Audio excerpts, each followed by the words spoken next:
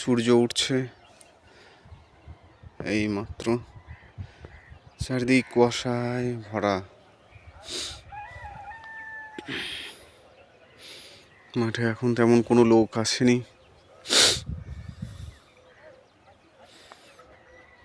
সূর্য আর এই যে একটা নতুন যন্ত্র, এটার মাধ্যমে দাগ টানা হচ্ছে।